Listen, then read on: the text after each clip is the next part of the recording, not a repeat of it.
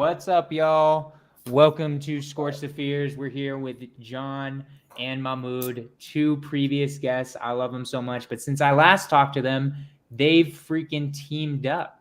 So I wanted to bring them on here. I wanted to talk about their journey so far, especially with teaming up and like bringing on a partner and all of that good stuff, right? And I just really want to do it because like I love these guys and I think it would be cool to have them on this time as partners instead of separate. Mahmoud, I think you were like my 5th guest. John must have been like my 24th or something. I think we're on like number 70 or number 72. I got to have him put the thing in the YouTube channel, but welcome guys. Welcome back to Skorch the Fears. Thanks for having us, brother. For having us, man. Love it. Awesome. So cool. Can you guys quickly just introduce what Snap Flip is real quick? And let's just do that just for the few people that don't know it. Yeah. So Snap Flip is mine and Mahmoud's. It's our company. We're called Snap Flip Investments, or just Snap Flip for short. It's a wholesale operation right now. We're predominantly out of Central Florida right now, expanding to all of Florida. And the goal is to go through all of Florida, then go into a couple other markets, and then eventually franchise it out. Did I lose you, Jonah? Sorry, guys. I'm having like a few audio issues here. You good, man? Can one of you guys start talking? Yeah. Can you hear me now? Sorry. Why isn't this working? I all of a sudden had the audio working, and then now it's not working. We hear Give you. me 5 seconds. We hear you. And we hear each other. Yeah. But he doesn't hear us. Let's just take over Jonah's podcast without Let's say let's now the Snap Flip podcast. the Snap Flip podcast. Hold on. Welcome, guys. So, can you read lips, Jonah? There we go. Holy Jesus. All right. I am so sorry, guys. These guys are probably so mad at me. They're just like, dude, this guy is giving us the worst Listen, treatment ever. One more strike, Like- and I'm down. I'm like started 5 minutes late. My audio's not working. We were going to continue the podcast without you. Just You like, should have. That would have been I really could funny. have knocked you out, and then I would have changed the line to the. Thank Snap God Flip you guys one. are my friends. I don't know what's been up with all my stuff today. All right. Thank God it's working now. Cool. We got that going. Awesome. Okay. You guys explained what Snap Flip was, right? Yeah. Okay. So why did you guys team up? Why did you guys decide to do that in general? I'll let Mahmoud take that because it was pretty much he's the one who approached me with the idea. Yeah. So basically, I got into this about, almost 2 years before me and John even met. It was essentially through going through like the business and, building my own, operations, starting to, get the hang of getting deals done on my own. And whenever you're doing any sort of like business endeavor, you start to become very aware of what you're really, really good at, what you do, essentially better than everybody else. Right. And then also what you might have, what you might not be as good at, or you might not enjoy. And, I started to realize, after, seeing all the success that I was seeing, that I could possibly take it to the next level by welcoming into my sphere the people that have the skills that I'm not the best at and level up. And so, I approached John when I saw him once doing a live with Jamil, and just through his everything from his like personality to communication skills, and what drives him, and like the things that he liked to enjoy, primarily like acquisitions, having conversations with agents, and just his overall vision for his career. I knew that there was definitely a great room for compatibility, and so I approached him and we partnered up, and started Snap Flip. Gotcha. So then how'd you take that, John, or what were you thinking? Like what made you want to partner up? Yeah, I mean, funny enough, when I first joined Astro, it was after the Secret Agent Challenge 1.0, which Jonah, you were on, Mahmoud was on, Michelle and Paul and Zolan and all those people. And then there was something like once I joined and I saw Mahmoud was like really good at like systems, and that was always the integrator part was like I knew that was something I wasn't the best at, creating systems, processes, and organization like that. And then like I always had like a gut feeling, and I'm a big guy that like walks through faith. So anytime I have like a gut feeling, like a strong gut feeling, I follow it. My gut told me to join Astro, and my gut was also telling me before Mahmoud and I ever partnered up that I'm not going to partner up with anybody else unless it's somebody like Mahmoud. And then when he approached me and said, "Hey, I'm thinking about partnering and we'll do the Florida market. Like, how do you feel about that?" And I was like, yeah, that sounds good to me. And then we spent like a month and a half just building up, coming up with the name, building up like the systems and the foundation and the SOPs and how we're going to do what, do an interview process. And then we officially like launched it. I think October 3rd was our first like actual like launch date. Gotcha. What does that conversation look like for like people who are thinking about partnering up? What should the people worry about? What should people be looking for? Like what, because it's like a really complicated process, right, guys? Like you don't want to just jump in it with anybody. You want to do it with someone where it makes sense to partner up. So what should you look for in a partner? And when should you partner up? And like, should everyone partner up? Let's start with just like, that's a lot of questions, but like, let's start with like, how do you know who's the right partner? Right. I think in order to know who's the right partner to essentially partner in any business venture with, it's important first to know yourself before you start to know your partner. You really need to be aware of who you are, to have almost this immaculate self-awareness of yourself and how you operate, not just like the things that you know right now. Sometimes it's not about what you know at that point. In my case, I knew a lot, but regardless, it's transcends, the conversation transcends way beyond that, right? It's about kind of, does your potential and in the areas that you are excelling at, is that compatible? It doesn't mean the same, but is it compatible with that other person? So for example, if you're somebody who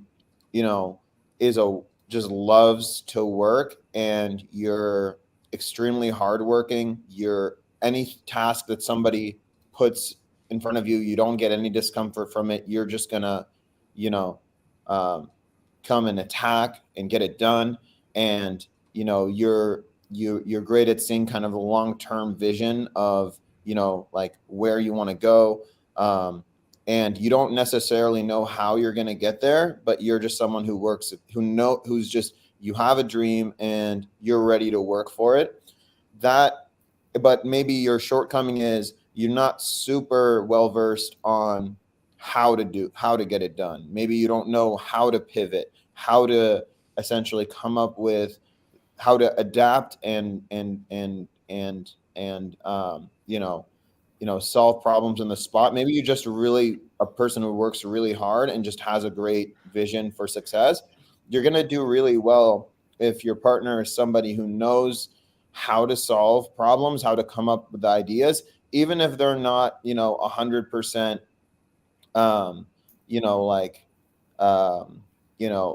see the same vision as you. Maybe they just know how to solve problems all the time and they're just really good at figuring stuff out.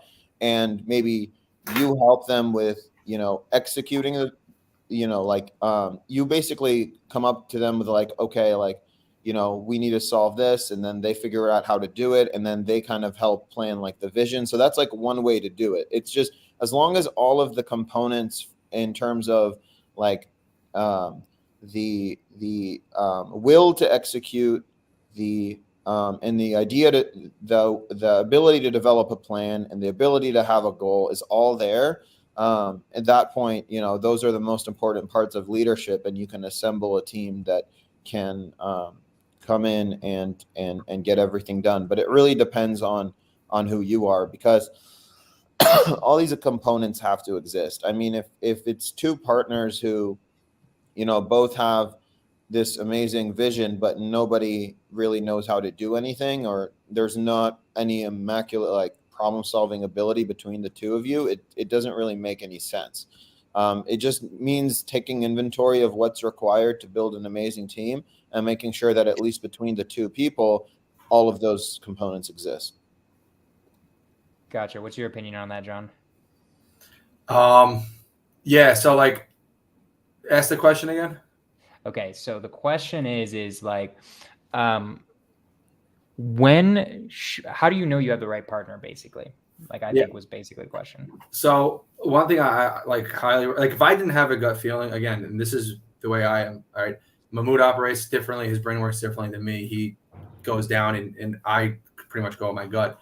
But like if I didn't have a gut feeling about Mahmoud and like I already had like if my ideal partner that I saw myself with was somebody pretty much like Mahmoud. It was actually him.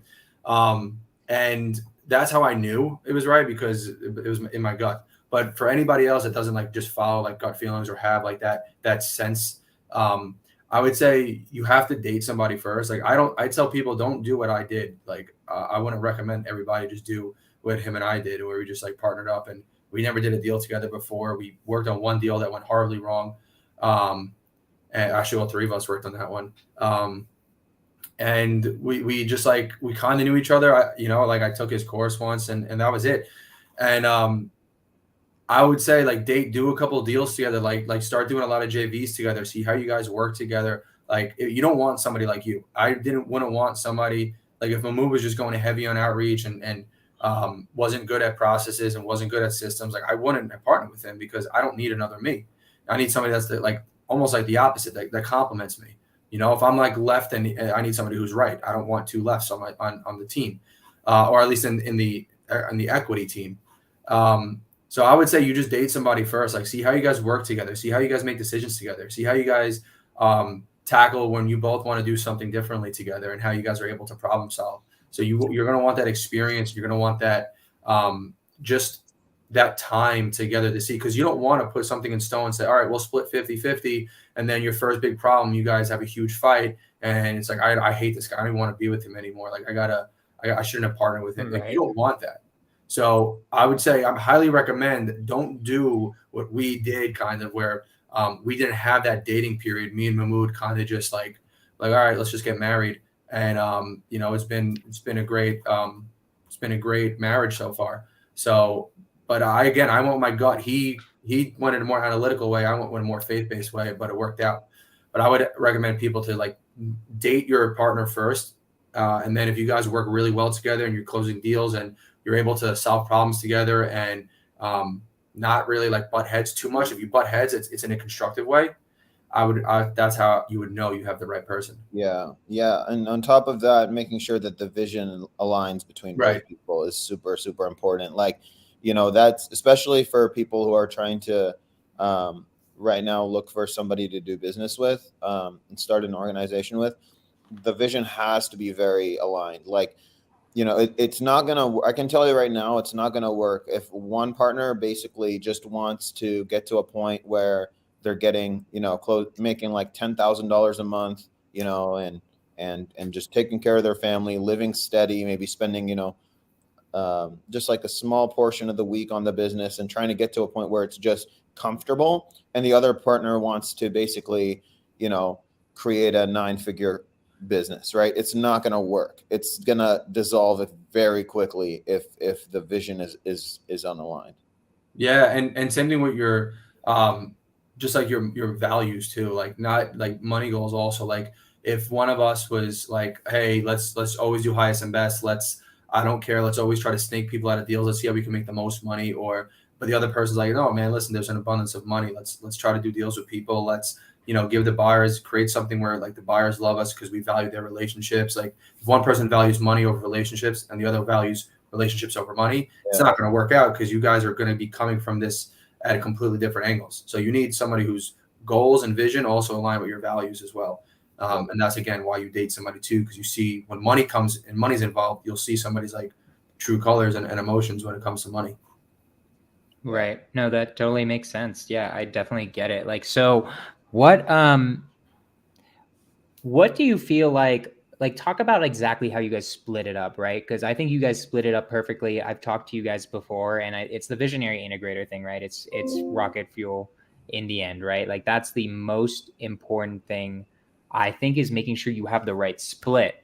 And Mahmoud, you were getting into it a little bit, but my version of visionary integrator is the visionary is the one who knows what to do, and then the integrator comes in and is like, okay, now I'm going to make that actually happen. Right. So like for instance, if I had an integrator, it would be, I need a cold calling system. Mahmoud, we need to be cold calling our dead leads. Can you connect that somehow to our CRM? And then that's how it would work. That's in my head how it would work. How does it work for you guys? Is that correct, or how does that work? Yeah. So here's what's funny about that is, and me and John, we talk about this a lot. And here's also the thing is like, we don't like to box ourselves in, right? It's because, you know, whoever's read, you know, if you've read Rocket Fuel and if you kind of understand the basic principle of, you know, the integrator roles or visionary roles, it's very important because all of those combined roles is basically everything you need in order to, you know, have great leadership in a company. But I don't really subscribe to the idea that, you know, one person is going to be doing 100% of the integrator, you know, tasks, and the other person is visionary. It's basically because like people are so complex, human beings are so different, that when you, in any sort of capacity in life, when you box somebody in, it's not always just the best fit. Like I definitely do more of the traditional, you know, like integrator roles, and John does more of the traditional visionary roles, but it's definitely not you know, separated like that. You know, there's it's to where, you know, we just create a forum where everybody does what they feel called and compelled to do, but as long as both of those boxes, integrator and visionary, between the two of us, it's all 100%, you know, it's incorporated, right? Yeah. And like even when you read Rocket Fuel too, and you take those tests, like they even say like nobody's going to get 100 on visionary or 100 on integrator. You're just going to be more of one, but everybody's a little bit of both. So like there's times where Mahmoud has a visionary idea, and then I have an integrator solution. Yeah. You know, so like it's back and forth. So like the fact that like we're not like, oh, I'm the visionary, you can't have ideas, and and I'm the integrator, you can't Exactly. give me solutions. That like boxing ourselves in just will literally constrict the company because it doesn't give us that creative freedom to wear both hats. And now I'm not saying like we're just constantly switching hats all the time. And I'm like, let me try to do some integrative stuff because I just did some visionary stuff and I got to fill that integrator pipe. Like, no, it's just knowing that like Mahmoud's like, hey, I'm working on something. He might be in the weeds for so long on something for integration. And I just see the overall side of it. And then I have like an integrator idea. And the same thing, like he might have a great idea for the future of agent outreach. And I'm like, oh shit, that's awesome. I think maybe we could try doing it like this way though. And then so that's why we complement each other. When I'm working as a visionary, he's working as an integrator. And when he's working as a visionary, I'm working as an integrator. So it kind of really works well that way. And the fact that neither of us say, like, no, you're the integrator, I'm the visionary. Like, we don't even like using that as much. Yeah. We're like CEO, COO, because it always makes the person who's a COO or the integrator feel like they're in second place or like they're like the other person's better than them in some way. We don't want that ego to come into the business and create that separation. So we say your unique ability is systems and processes, and my unique ability might be like marketing and big picture stuff. But that's what it is. It's our unique ability. It's not like you're integrator, I'm visionary, I'm the face, you listen to me. Like, it's none of that at all. Exactly. And at the same time, it's kind of like, it's not to where like, oh, like, you know, this person's the integrator, so the visionary better not touch anything. Don't tell me what to do. You know, I know everything about how to do it. You just stand over there, look pretty, and just, you know, be the face of the company. It's not like that, right? It's a complete, it's just making sure that between the two people, all of that stuff is covered. And it just, you know, people are going to perform the best when they're allowed to, you know, there's an understanding that they're able to authentically do what they're great at and what they enjoy. And companies perform better that way. Gotcha. No, that totally makes sense. I really like it a lot. So What happens when you guys have a problem and there's like something you guys disagree on the solution? How do you solve that? What's the compromise, or what do you do? We sit on it usually, right?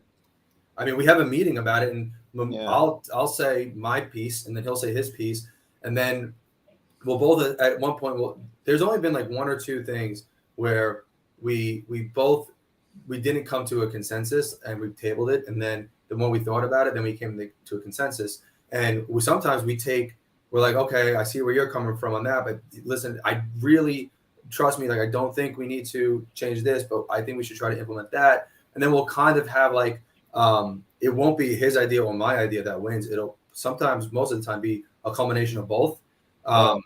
And that's the way it is. Like, our ego goes to the side. So if I say something and Mahmoud's like, I don't know, what about this? I'm not like, no, I don't like that because it's his idea. I'm like, you know what? Actually, thinking about that actually sounds better than mine.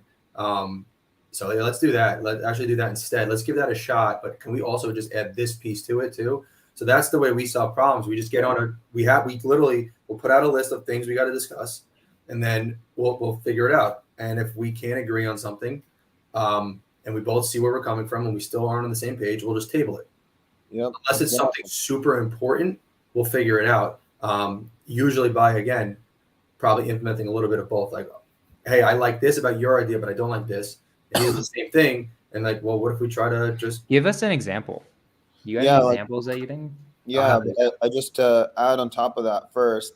And the reason that works out so well is when there's that common goal, right? And when there's trust between two people, it allows people to essentially, both partners, to set their ego aside when making decisions. Like, for example, if I'm like hell bent on a certain way of doing something, and then John comes in and, comes in with his idea that I initially, wasn't in favor of, and he talks about it, explains it, and he convinces me, and I'm convinced, regardless of how much I was, like excited about that other idea, for example, I would completely just switch sides because, it's the trust. It's completely, thinking about the big picture. There's no ego that you hold on to. You're really just trying to work together to create that common goal and trust each other. So it's super smooth when that relationship and the dynamic is that way. Mm-hmm. Right. And I have an example right now of how we had in the beginning, we had an issue with acquisitions. We weren't getting as many contracts as we thought. And all of our offers were significantly under list price. And I was doing it where I would just download all of the properties in there. And then we just upload them. I'd call all the agents, I'd comp them, and then I'd make those offers, or I'd defer, or I'd price check them, whatever it was. And then Mahmoud asked what we're doing for that, and I told him. And then he goes, I don't know, man. I think we just gotta submit, because we weren't submitting as many offers because we were more relationship based. And he goes, I don't know, man. I think we got to submit as many offers as possible. Let's just comp the deals first, and then we'll just send out offers like that. Like, we sometimes don't have to call agents. And I was like, I really don't think that's the way to go. And we went back and forth. And what we agreed upon was, we're not comping deals first, but what we would do is we'd soft vet properties first. We'd soft vet them. So we're only calling agents on ones we think we have a higher likelihood of offering on and offer getting accepted. So now if we have 5 addresses come in, there's an 80% chance we're offering on all 5 of those. If there's 20 addresses that come in that pass the soft vet, we're going to offer on at least 20 out of the 25 probably. So we started doing the soft vetting, and then it turned into soft vetting, pulling up the agents, and now our difference from list price on average went from $140,000 to $80,000 because of both of us didn't agree on something, and we merged our ideas and came up with an even better way. Yep, exactly. Gotcha. I like it a lot. So then what's like in terms of like partnering, what's like the base, because you both have now run organizations by yourselves and organizations with each other. What's like, let's go with the biggest, obviously you guys are definitely very pro of partnering up for people in general. So what's the biggest pro of having a partner, and what's the biggest challenge, if you would?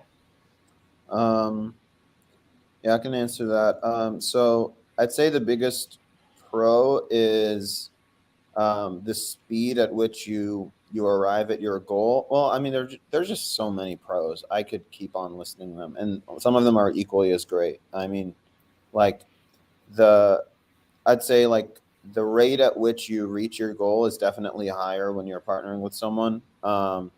The level of fulfillment within your work is a lot higher because there's more people that you develop a really close friend relationship with as you're doing it, which just makes the entire thing more enjoyable.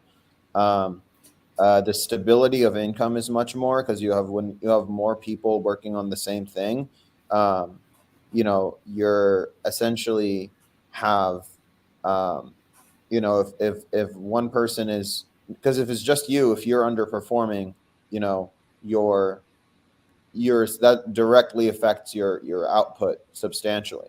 But if you have like several people in an organization and, like, someone wants to go on vacation or there's a tiny bit of a lull, that doesn't really affect business too much as long as that person finishes up, bounces back, and it's all good, right? And so it's consistency, right? Like, because obviously you go from making 100% of each transaction to maybe making like 35 to 40% of each transaction, right? After, when you have like a giant team. But how many deals are you doing in the giant team? Way more. You're making more money. It's more consistent and it's more stable. And everyone's kind of just like on the same train together, and they're just working together to make it move. It's a lot smoother. And then the biggest, I wouldn't even say like con, because it's not really a con, but the biggest like drawback, in my opinion, would be the fact that you have to basically, you're not deciding everything by yourself, but that also is a pro, because sometimes you find holes in what you were doing by having people disagree with you. So I struggle to actually find cons of partnering up, but that's like the closest thing, but it's not, it's actually a pro. How about you, John? I mean, pretty much the same exact thing. Like winning with somebody else, building it up with somebody else. It's more fun doing things with other people and winning with other people than it is with yourself.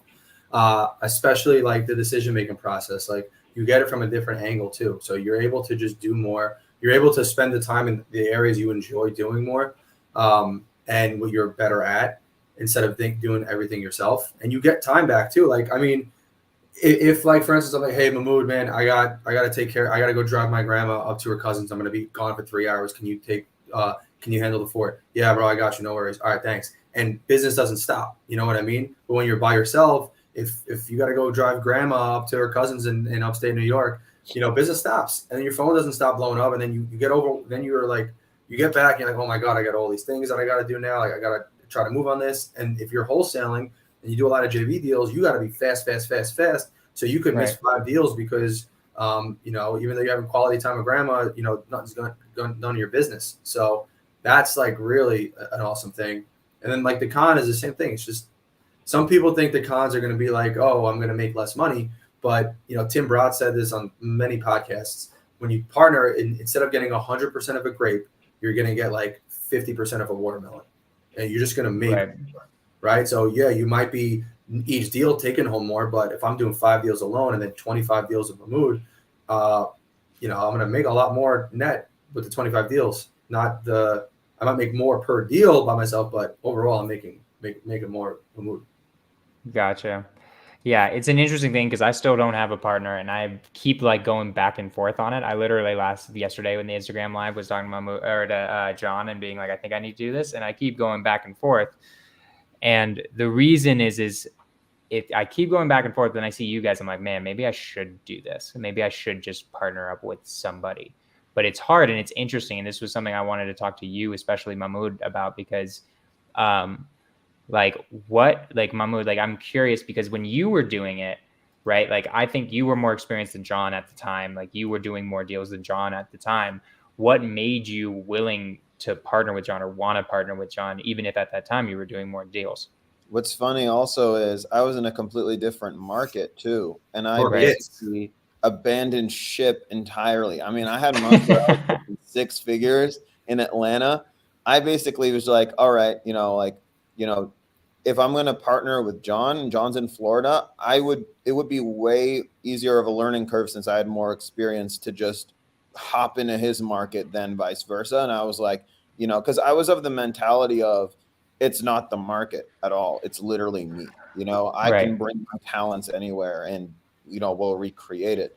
But for me, what made it to where I saw immaculate and immense value is because I wasn't thinking about in the next month, the next 2 months, the next 6 months, or the next year when it comes to partnering up. In fact, I knew in my mind that, you know, I might be making $1 million less in the next 12 months than I normally would if by partnering with John. I knew that because I needed now to create this organization. We needed to build from scratch. I still have all the experience up here, but we needed to start over. The reason why I did that is because I was thinking about sustainability and I was thinking about my future. Because, you know, I asked myself, I was like, I'm spending like 12 to 16 hours a day doing this. You know, it's burning me out. It's not really that fun anymore, but it's kind of like, how long am I going to do it like this? Am I going to do it like this another month? Am I do this another year? Am I going to make a certain amount of money and then just stop? What's the point? What's the purpose? What's the whole goal? Like, why? Just why am I doing this? Right. And then I realized, like, okay, by partnering up with John, now it's not about me anymore. Now it's about him and his family. It's about our employees and their family. It's about building this massive organization with all of these staff members and partners and their families. And so it number one, it added more purpose to what I was doing. It made it more fun. But also, I knew that I probably wouldn't have been able to, you know, continue driving for that long by myself. It was either I partner or I burn the heck out, and that's it. I'm done. I'm out of gas. You know, so I was like, okay, I need to find the person that I trust and I believe is going to see this with me to $1 billion Forbes 500 like company, or I'm going to burn out. Because now I started thinking, like, what is going to be beneficial for my family in 5, 10 years, 20 years, 30 years? Like, what is it that's going to be making this giant dent? And for me, I saw that as partnering with John and creating this massive conglomerate entity was a lot more like fulfilling than down the line, especially than doing what I was doing now. Even though right now, during that time period, I was making a lot more money than I could ever spend. But I was thinking about the sustainability of it. I didn't see what I was doing would be any impact. What I was doing at the time would have just been a story that I told my kids 10 years later or 15 years later. I didn't see it sustainable. So I thought that was the best option. Interesting. I like that. That was mainly a question for Mahmoud in that sense. But it seems like, so John, just for you, how you decided, it was just like a gut feeling, like you just felt it. Yeah, like it's gonna sound like strange, but like when I was watching the Secret Agent Challenge at one point, and it was Mahmoud's day, I just felt like I just felt like for some reason like there was a connection there that this guy needed a lot of help. No, I'm just kidding. I was like, this guy doesn't know what he's doing. Clearly, when he's on the agent, he needs somebody on his team. But no, I mean, just felt like there was that connection, and I don't know what it was or why it was, but there was always that part of me that just like I felt like, and I kind of knew down the line that me and Mahmoud would do something, or like when somebody said partner, like Mahmoud came into my mind. So like it was a weird like calling, I would say. Like I joined Astro Flipping on that same gut feeling. I had that gut feeling after. I was like, I don't know why, but I feel like I'm drawn to Mahmoud. Like we're going to be drawn together. I don't know what it is or why it is. I also didn't act on it yet, but like I had that gut feeling. So then when he said it to me, I was like, oh, there it is. That's why. And it makes sense. So yes, let's do it, because I've had this feeling for like 6 months before he even brought it to me, you know? So that's why I chose Mahmoud. I didn't really choose Mahmoud. I mean, Mahmoud was already chosen for me before I even was able to make a decision. I like it. I like it. So talk to the people real quick, just about like what synergies are happening now? Where were your businesses when you guys were by yourself versus where it is now that you guys have partnered up? Yeah. You want to take this one first, John? Yeah. So, I mean, my business was just starting. I joined Astro Flipping in December of 2021. I called my first agent and started taking action January 24th, 2022. Got my first deal done in April. Quit my job in June. I had not done my second deal yet. Quit my job in June, and then July happened. I was able to get 5 done. Then August happened, and I had to cancel like 10 or 15 contracts.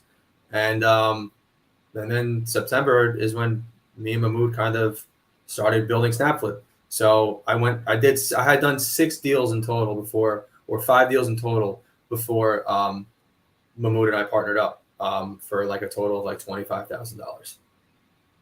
Gotcha. Yeah. And the question was like, what was different? Like, what can you phrase? Yeah. Like, what did you know? Like, how did your businesses start changing once you partnered up? Oh, I didn't even answer that part. Whoops. It's okay. Yeah, I mean, I mentioned it in the answer to the previous question briefly, but basically, yeah, I mean, it went from, I think I had done a little over 200 and something 50 transactions time. And I basically it was essentially like a downhill roller coaster. So it's kind of like for like immediate, if you're talking about it like income based, it went straight downhill and expected because you're now starting from scratch. You're building from brand new. But in terms of what I call like future equity, right? So it's kind of like when in terms of like how future proof my business endeavors were, I felt like it went straight uphill. So like nothing that I was doing was future proof at the time at all. It was all now. It was nothing. Like I know how to wholesale. I don't know how to do anything else. I don't know what to do with my money when it came in. I had no idea. It was just there and I would spend it and then more would come and it would just stay there. I didn't know anything about lending. I didn't know anything about what I was going to do. Are you lending right now? I have in the past. I've made some money doing it, but not really. I just basically invest. Yeah. We should talk if you have some leftover money. I'm just gonna throw that out there. I'm sorry, but keep going.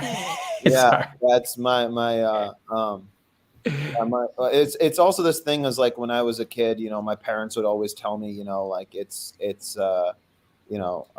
not good to take interest from people, and that kind of got in my moral compass and stuff. But that's a whole different thing. But basically, yeah, it went from, it went from like, I was doing all these deals to doing less, but now it felt like everything was starting to become future proof. Like now I could say like, we run an organization that is going to be around in 10 years, 20 years. And I feel that with every fiber of my being, right? That it's going to be around the year 2075. SnapFlip's going to be a giant name. I know that. Massive. And that created more purpose and more excitement. And I'm just way happier after that. I love it. Awesome. My internal debate is just making the jump basically, because like I've been doing this internal debate for like a month now about like whether I should partner up or not, or because there's always the potential that you could hire like I've been looking up how much a systems engineer costs. Like, oh, would that be better? Like, would this be better if I hired a systems engineer versus doing this or that? Or would it be better to just partner up? And it's always eating at me. That's why I wanted to have you guys on, is because this is like more of a personal thing for me. Is like, what should I do next? Right? What's your gut telling you? Well, it's kind of like my gut is confused. Well, it's like, what do you need, right? Like, do you feel you're running everything by yourself and it's good? What's missing, Jonah? Like, what do you not have? What's missing? I mean, I know no matter what. So, for instance, let's get into this conversation. Let's turn this into business therapy for Jonah Corcoran. So, what is missing is 100% an integrator. The question is it smarter to do something like, because here are the two options. One is it needs a COO at some point. Like I can do it, but it's like just not nearly as good. The question is do I build it up as much as I can and then hire a COO / a systems engineer? Because I looked it up. I'm like, oh, there are actually people who create systems as a job, right? Mm-hmm. But the question is that, yeah. And so it's a debate between like, do I just hire a systems engineer, do that, make that guy just the person who creates the systems, and then eventually hire a COO who's the person that can manage everything, or solve both at the same time and like give up 50% of my company and pass it off and do that so that we can go quicker, right? So it's an eternal debate of like, man, it's you also hard to don't tell. have to start off with 50. Yeah, but also here's the thing too. It's also like so imagine this, like it's good to visualize, Jonah. Like, do you feel like if you had a guy who was just there on your team, right? Let's not talk about their compensation for a second. Let's say you had a guy that was there on your team that was just constantly, improving your processes, your systems, your integrations, all of that stuff. That's it. That's all they had to offer. That's it. Do you feel like that's it? That's all I need? I don't need anything else. I don't need a business partner to stand next to me. I just need a guy on my team that does that. And not only to stand next to you, but to also check you too. Like, dude, I could have some ideas that are just out there, and Mahmoud's like, bro, no. And I'm like, yeah, you're right, actually. You know what I mean? Like, there's also like he's not just going to be, he's going to come from a whole nother standpoint of a viewpoint, right? And sometimes, especially as a visionary, you could have ideas that are just completely out there, and your integrator's like, bro, relax yourself. Like, that's not happening. Okay. Like, well, I'm trying to see if he needs just an integrator or if he needs a partner like I am, right? Like I would say I don't need somebody to check me. I don't feel like I need someone to check me. I'm pretty good at pivoting. Like, I'll come up with an idea, integrate it, and then if it's just not working out, I'm like, I just throw that out. Like, that's just not. You might just hire a COO that's under you that just does all of that stuff. That might make more sense, because like for me, at least, when I decided to partner, it wasn't, that I just needed, like a lot more marketing, a lot more help, a lot more of that. I needed a friend, man. I was lonely as fuck. You know what I mean? Like, say that one more time for the I needed camera. a friend. I was lonely as fuck. I needed a buddy, man. I needed someone to wake up and grind shit with every day, so I can feel like what I'm doing is fun, enjoyable. Like, that's what I needed. A lot more. That's actually that's the most important thing for me that I've gained is a new best friend. Like, that is like the most important. Everything else is dope. We're going to build a massive empire, but like, that was the most important thing. So it's kind of like, if you're like, like, all I need is the technical capability, bro, you could hire that and be done with it and you're fine. But if you're trying to, because unless that's kind of what you need, it really doesn't make sense to force somebody into half of your equity just to get some technician help. There are tech consultants all over the place, right? That's the thing. It depends on having the fundamental awareness of what you need. For me, is because there was just so many different aspects that I felt that I was incomplete with in my business life, and automatically all of them got immediately satisfied, and vice versa when I partnered up. John. And the basic, go on. I was gonna say too, like, you don't have to start off with just giving somebody 50%. Like, you could start an integrator off on a salary and then be like, bro, this guy's badass. I want him to stay here. Let me offer him some equity in the company now. And then eventually he or she could become your partner. And another thing too is, like, when I asked you, like, what's your gut telling you, and you said I'm confused, I'm telling you it's not confused. If you have a goal that you want to accomplish and you have like the vision for your business, your subconscious mind, forget about how it's going to happen, but you have these gut feelings. I have a gut. I know I need something like an integrator. But the question is do I need it? I know it's either hire a COO or get an integrator business partner. And the question is because, like, you guys brought up a good point of speed. I think that's the biggest pro to partnering up, is like, it's to fill a COO role, or for everything that needs to happen, it would be a few hires. It wouldn't be just one. It wouldn't just be a COO. It would be a systems engineer, somebody I can just tell and be like, create that. It would be a COO. It would be probably a manager or two also. Like, it would be like probably like 4 different people instead of just having one person as that. So it's like an interesting thing of like, do I give up equity for speed of like doing it? And then there's the risk of, does it actually work out like as a partnership? Like, I think the person, I mean, you both know the person I'm thinking of who would be the partner, but and I think, like, because we partnered on Zapier, And man, that is way easier of a business life. That is for sure. I'm like, How do you guys work holy, together? I am just working way more on the fun stuff than the boring stuff, right? I can do the boring stuff and like I'll do it in order to make stuff happen, right? But we have been working really well together, and like it does work well together, right? So it's like it's just a gamble. It's like it can be like, am I just going to gamble it and say screw it and hope for the best? Or Everything's a gamble. life is Also, a gamble. Everything's a Yeah. gamble, man. Starting this this whole wholesaling operation, like going into business by yourself, that's a gamble. Like it's just you're betting on yourselves, and if you trust that the person that's to the right of you or to the left of you, wherever you're sitting, is going to do what they need to do, and they share the same, like we said in the beginning, the same vision, the same goal, the same values as you, and you guys already are partnering on something, and it's going fantastic, and you're actually having fun doing it.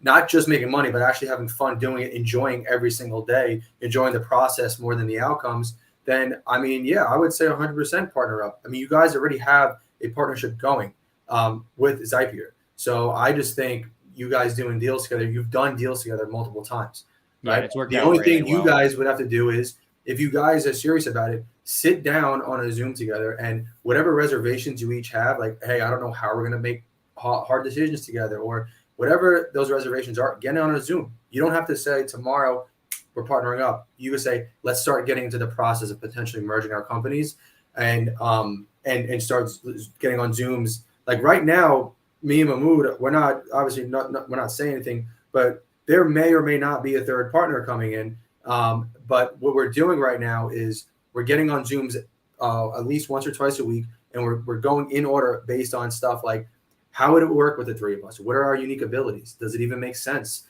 What's our company structure right now? What's your company structure? How would we merge those? Okay, this is what we do day to day. That's what you do. How would those overlap? What systems do we? And we're really going deep into it. We're not rushing into it. And then at the end on that last Zoom, where if we're like, okay, I still feel good about this, then we're going to merge companies, right? But again, we started it because I had a gut feeling about this person. Same thing I did with Mahmoud. I brought it up to him, and then I brought it up to them, and now here we are talking about it. And when I keep telling what I see for the future for us, they're both seeing it, and then but their analytical brains are going that way. But the Zooms are what's helping us a lot, because it's cool to see somebody's vision painted, but to actually like go through the process together and solidify stuff and go through what's on your mind, your reservations. It makes it a lot easier when you can feel better about those and actually discuss them with the other person. And then you guys see how you guys work by discussing something as big as merging. I like it. Mahmoud, do you have anything for that, or are you good? yeah, I another mean, question. it's also kind of like, ask yourself basically how big do you want your company to be, Jonah? Like, how big do you want it to be? What is? I what want it to is be very big. Very, If very you- big. yeah, I want 50 mil at least in the wholesaling alone in 10 years. Then ask yourself, right, in the year 2033, when the Forbes article comes out, who are the owners? Who are the owners of the company? Is that person one of the owners? Do you see it? Is it just your name? What do you feel when you think about that? Yeah. Right? And then you can It's essentially work hard. that.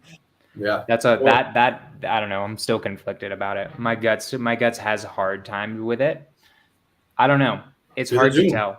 Because, like, if I'm being honest with you, man, like, you are a great visionary, right? But you are also pretty good at integrating on your own as I'm well. good And enough. it seems like the way that your life is set up, right? Like, you're pretty good by yourself. You don't need, it doesn't sound like you really do need, like, someone to basically co-partner a business with you. Because the way that I see it is, you do have a lot of the, like, engineering, problem solving.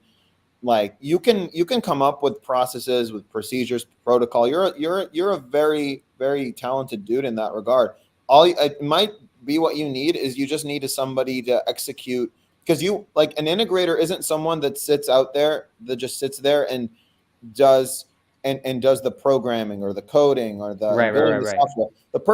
The integrator is somebody who tells that technician dude what to do, and they build that for them. The integrator comes up with the systems, with the plans, and trial and error. You've been doing that for years, and you've been doing a pretty good job with it. I think that gut feeling, that kind of confusion is coming with partly from the fact that you feel like you kind of already are that to some massive extent. And maybe you just don't like to build out pipelines and funnels by yourself. So maybe just get somebody to do that for you. I think you're right. Here's the thing. It's what I need to do. Here's what I've decided. And like, I think you guys are making this more clear to me. So I appreciate you guys just turning this into therapy for me instead of like an actual podcast. A lot like of people are thinking about the same thing in regards to their lives. This is really, really big. Because I wanted to hear your guys' stuff with partnering. Because like for me, right, my main thing is, God, I just hate doing this shit, right? Like this part of the business. I can do it, but it's just really goddamn annoying, right?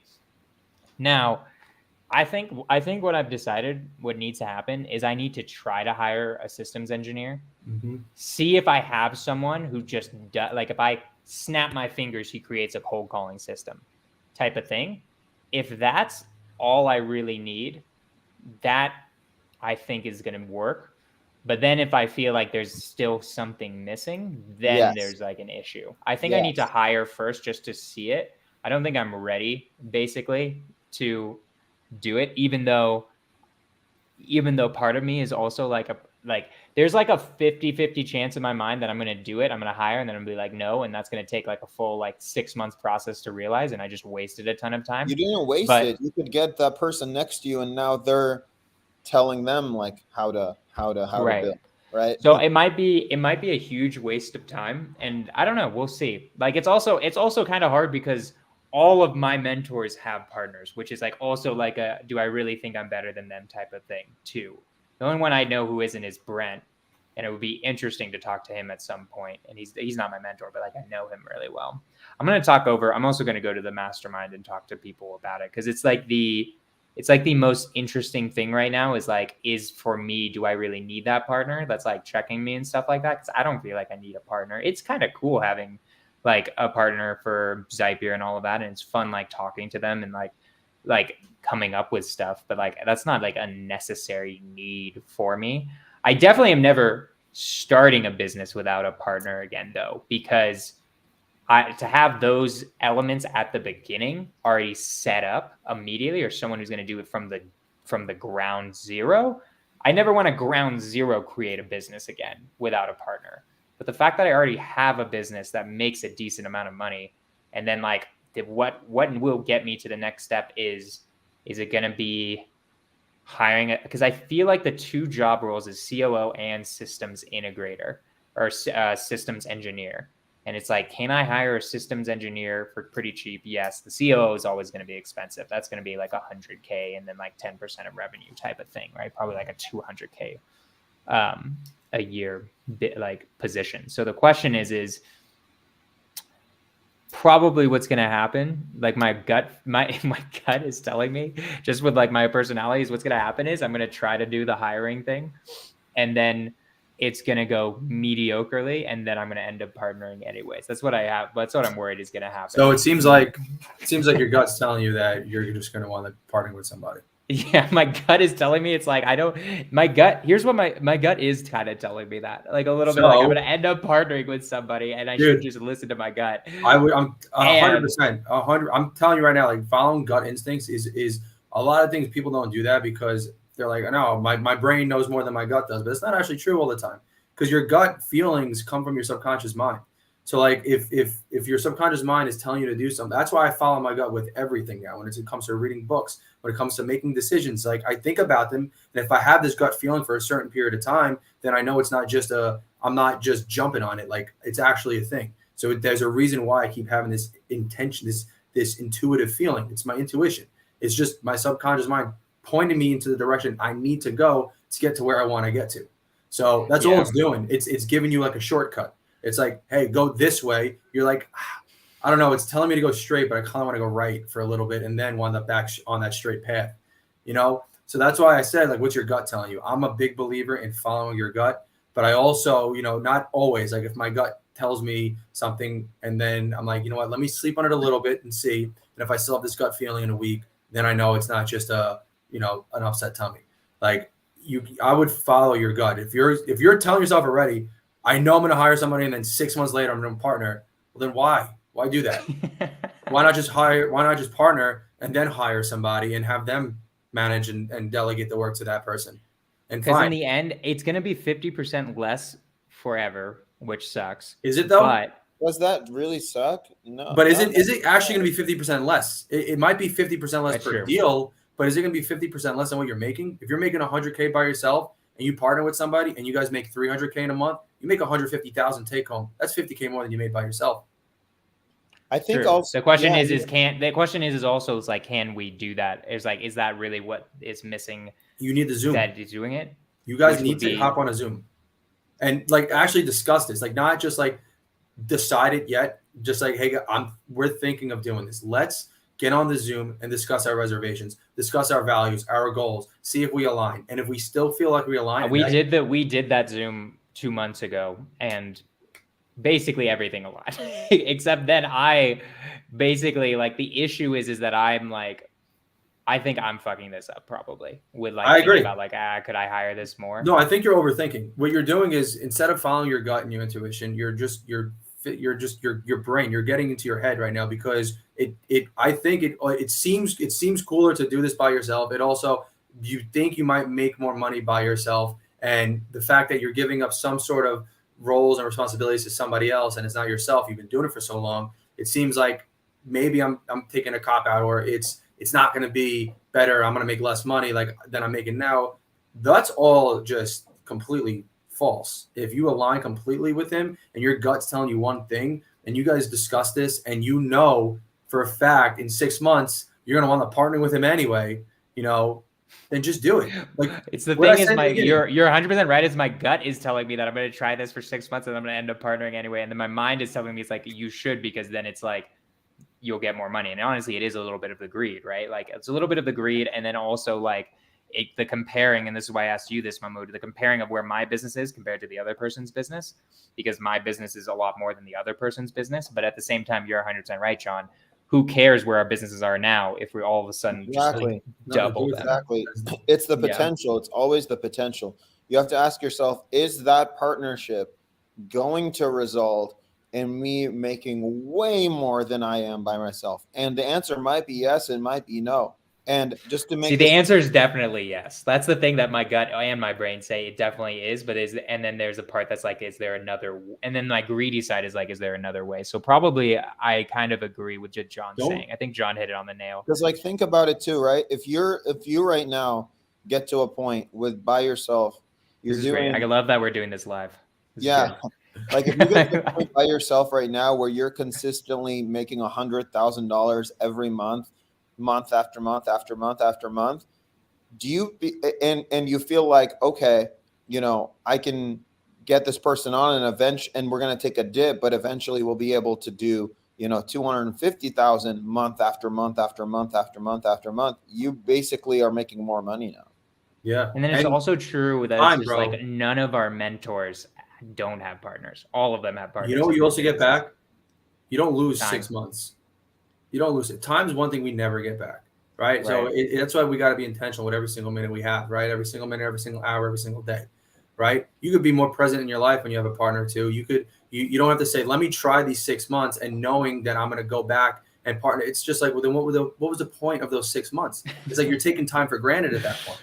You know what I mean? Who knows? He might not even want to partner with you in 6 months. He might find a partner in 6 months. You don't know. So there's all that unknown. But if you have that gut feeling, that silent knowing, like I need to partner with him, then why not take the chance? Just do it. Right. I would say I've had this feeling too for you guys. I think you guys should partner. I've told both of you guys at the last mastermind. I think you guys are making a mistake not partnering. Okay. Especially if you want to build something, right? Would you rather make $50 million with somebody else or make $5 million by yourself? Right. Exactly. You know what I mean? You make more money, but you split less of it. And if you made 50 million by yourself, you make 50 million. If you make 50 million with somebody else, you make 25, but it might take you 30 years to make 50, and it might take you 10 years to make 50 with the other person. Right. That's the truth. Be prepared to completely like disfigure parts of your business and configure new parts. there's stuff about, like maybe there are certain expenses that you incur or certain things that you're doing in your business model that after, getting insight from your partner, you're like, okay, we need to do away with all of this stuff right now. We need to add this. We need to remove that. We need to basically, like, you definitely are going to need to meet each other halfway, especially when you're merging like existing businesses, and just do it all with the intention that we're going to include and incorporate stuff that's going to dramatically improve output down the line. I need to talk to him again, because you guys are hitting. You made such a good point there, John, about the gut versus the mind. Huge. Because you're right. It's not that it's definitely my gut is leaning towards partnering, and then my mind is like, but what if we could have my cake and eat it too? Yeah. Right. That's what it is in the end. Bro, what is greed? It's one of the 7 deadly sins, right? True. Exactly. And greed is a complete opposite of abundance. If you believe in abundance and you believe in source and you believe in all of this stuff, right? But when you start feeding towards greed and jealousy and all this stuff, you're completely disaligned with everything else that you're actually saying you believe in. So if you believe in an abundance, right, then you'll just make a lot more money by sharing with somebody else. So it's not about like, oh, I'm going to make less. Like, no, you're not. If you really think of, like, me and Mahmoud might bring on another person. Instead of making 50%, we're making 33. But why? Because 33% of $10 million is more than 50% of $500,000. So it doesn't matter the percentage. All that matters is what percent are you getting of. 100% of a grape is not more than 50% of a watermelon, right? So do you want to be the watermelon or the grape? That's really what it comes down to. If you want to be the watermelon, your gut's telling you what you need to do. You have a vision. Your gut's telling you how to get there.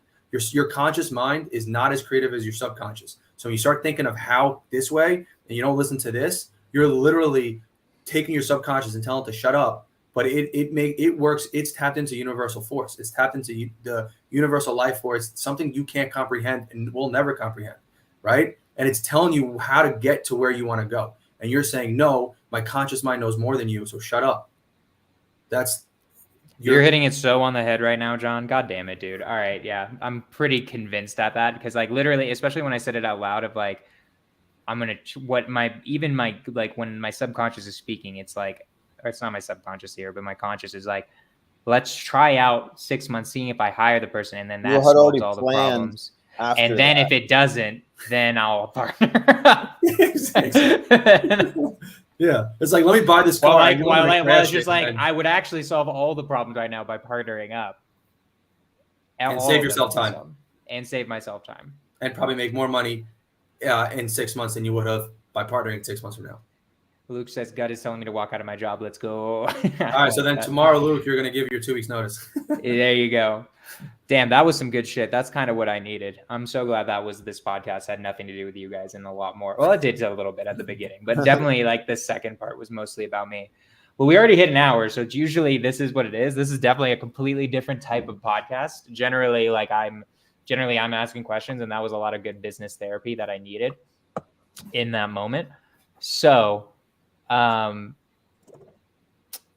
just real quick, I'm gonna just do it. Like, what did you guys have anything like I have right now? Like any fears of partnering up, any at all? And then how'd you get through them?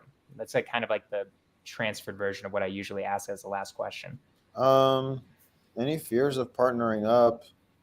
Not for me. No, none at all whatsoever. I mean, because I waited years, like, right.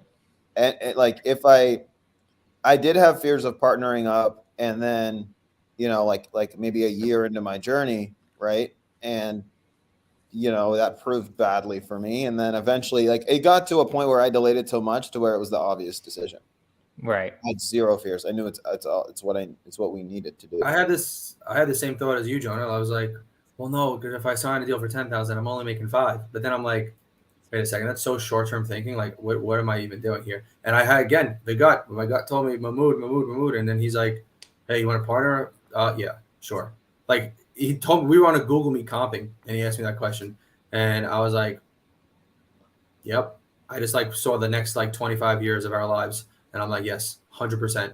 And now it's just like walking more confidence now, because I was struggled at buyers, and now I had this guy, getting buyers for us. So like there wasn't any fear necessarily, it was just like, well, shit, I'm in a rut right now, and I'm about to take a pause from wholesaling to dig myself to build this thing. So I'm really not gonna have any money coming in. Like I was at a point where I almost liquidated my 401k because I had almost depleted my whole savings from when I quit my job by living because I hadn't gotten a deal done in a couple of months. And then when Mahmoud said you want a partner, like I knew for a fact it was gonna work out. So I was like, you know what? If I have to, liquidate my 401k, if I have to eat a bunch of leftovers all the time and go back home for like, I don't care because I know this is going to work out. This is going to work. And then it did. We closed the year with 12. I did more deals in the third month of us together than I did for the whole entire year of 2022.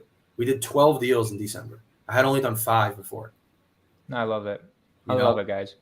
So I love it. All right. Well, I think I know the call I'm going to make after this, but I appreciate you guys so much. You guys are good friends. I appreciate you guys giving me like the advice that I needed right there. Cause I think that was like the little bit of the push, like, especially from people who are partnering up. And that's kind of why I brought you on. I hope the audience enjoyed that. They better have, cause that was a lot of fucking good business advice right there of like what you should be doing, what you should be looking for. So I appreciate you boys. Is there anywhere where people can reach you? Like anything you guys are trying to promote? Like, what are you guys trying to hit right now? Yeah, I mean, right next to my name, that's deals@snapflip.net. If you have anything in Florida, send it to that email. We'll take a look at it. We'll comp it and we'll work it for you guys. We help a lot of people sell their deals. We're assigned like 2 to 3 a week. And out of those 2 to 3, almost they're either always JVs or they're a mix of 2 JVs, 1 direct of our deals. So we'll help you sell your deals and all that stuff. We also have, I don't have the link here. I could have gotten it for you, but we have a SnapFlip newsletter where every Monday there's a poll and you vote on your topic or your tool. And then on Thursday, we submit either a Loom video of that topic or I give you the tool like a comping calculator we created. So that's what we do there. And then, follow us both on IG. Jonah, how do I comment on YouTube? I got to go on YouTube, don't I? There's a comment. No. Go to comments on the right side. Just tell me what you want to comment. All right. Hey, I'll put it in private chat. No, it's like if you go 4 above the private chat, Mahmoud, help him out. You're his partner, dude. This is you. Yeah, go 4 above it. Yeah, I got you though. It's in the comments. But this is your Instagram. Yeah, that's my Instagram. And what I'll do too is I'm gonna give anybody on here the soft vet calculator that our VA uses to soft vet properties for us on Privy. And it also is a landing page to get onto our newsletter if you want to be part of of all the value that we try to provide everybody. So let's get that copied. Mahmoud, is there anything you want to promote or is I just put my Instagram too, right in the private chat. Okay. Yeah. Follow these guys on Instagram. They're dope. Is there a reason why you're giving out the soft vet calculator right now? Yeah, because it'll help everybody. Do this. If you want the soft vet calculator, you got to follow John and Mahmoud on Instagram and come onto our Q&A lives. And then you'll get the fucking soft vet calculator. You don't get it here tonight. You get it once you follow John, follow Mahmoud. You got to show both and you got to send a screenshot to John and then he'll give it to you. Yeah. And then I'll direct it to underneath my name because I have it on my bio. Awesome. Boys, I appreciate you so much. Is there any last words? No, John, man, I appreciate you. You on Secret Agent Challenge 1.0, just having a good time with agents was also one of the reasons why I joined Astro Flipping in the first place, which then led me to wholesaling, which led me to Mahmoud, which will eventually lead me to become a billionaire. So appreciate you for jumpstarting my entrepreneurship career. So it was all me. It was all Jonah. No, actually, Mahmoud, I think we got to break our partnership. I got to partner with. I also got Mahmoud into Astro, so there we go. You guys got to tell that story. You guys got to tell that story one day of how Mr. Buyer. We will tell it one day. One day, my YouTube channel will know how Mahmoud became mean. It was all because of me. I'm just kidding. Pretty much. Joking. I'm joking. Boys, you guys are amazing. I appreciate you guys. I don't know when's the next time I'm going to see you. Do you guys have any events you're going to soon? Probably. I'm not making it to the mastermind. I think you're going, right? Yeah, I'll probably be there. Okay, I'm not going to the mastermind, so we'll see each other at some point. And I always see you guys. I literally see you every single day, John. Yeah, I'll see you tomorrow. Yeah. So I'll see you tomorrow. All right, boys. I will see y'all later. Skorch the Fears, episode 79, I think, or something like that. Episode snap. Let's go. Episode snap flip. Thank you guys for the advice. I will see y'all next week, 5 p.m. PST. Let's freaking go.